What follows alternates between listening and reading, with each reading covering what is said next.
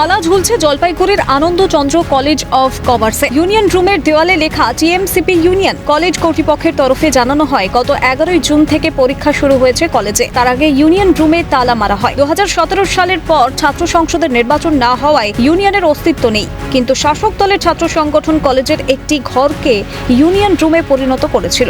অন্য ছাত্র সংগঠন থাকলেও সেই ইউনিয়ন রুমে তাদের প্রবেশ অলিখিতভাবে নিষিদ্ধ ছিল। তবে পরীক্ষার সময় ইউনিয়ন রুম বন্ধ করে দেওয়া হতো। আমাদের কলেজে গত জুন মাসে পরীক্ষা শুরু হওয়ার আগের থেকেই ইউনিয়ন রুম বন্ধ। হাইকোর্টের নির্দেশ কাগজে দেখেছি, এখনো পর্যন্ত অর্ডার কিছু আসেনি আমাদের কাছে। অর্ডার আসলে সেরকম ভাবে পালন করা হবে। তো পরীক্ষার ক্লাসরুমের পাশেই ইউনিয়ন রুম, তার কাছে 144 ধারা তো এমনিই চলছে পরীক্ষার সময়। সিএনএর ক্যামেরা দেখার পরই বন্ধ হলো কলেজের ইউনিট রুম। কলেজের ইউনিট রুমে তালা ঝোলালেন ভারপ্রাপ্ত অধ্যক্ষ। হাইকোর্টের সিদ্ধান্তের সমর্থন জানালেও দ্রুত কলেজের নির্বাচনের দাবি টিএমসিপি ইউনিটের। মালদা চাচল কলেজের ঘটনা। আর একটু আগেই করতাম, আসলে তালাটা কলেজে আসার পরে তালা আনতে দেওয়া হয়েছিল।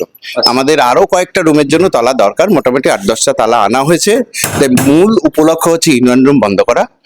তো ওই তালাটা আনতেই একটু দেরি হলো, হয়তো আপনারা আসার আগেই আমরা বন্ধ করতাম।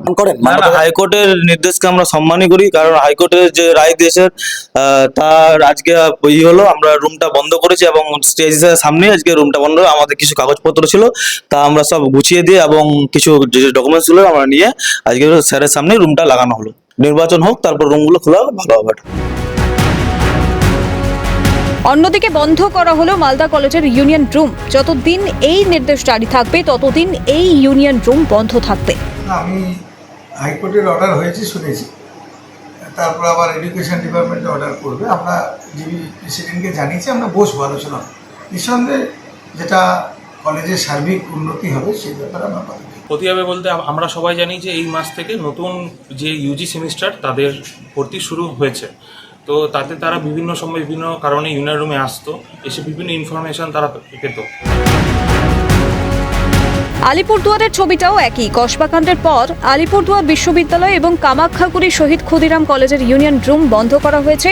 এ বিষয়ে শাসক দলের ছাত্র নেতারা মুখ খুলতে চাননি, কিন্তু হাইকোর্টের রায়কে স্বাগত জানিয়েছেন রাজ্যের বিরোধী দলের ছাত্র নেতারা। হাইকোর্টের রায়ের মধ্য দিয়ে আজকে পশ্চিমবঙ্গের গণতন্ত্রপ্রিয় ছাত্রছাত্রীদের জয় হলো, তাদের দাবির জয় হলো এবং আগামী দিনেও ছাত্রছাত্রীদের এই গণতান্ত্রিক অধিকার পুনরুদ্ধারের জন্য এসএফআই রাস্তায় থাকবে। এবং আমাদের দীর্ঘদিনের দাবি ছিল যেটা বন্ধ করা হোক।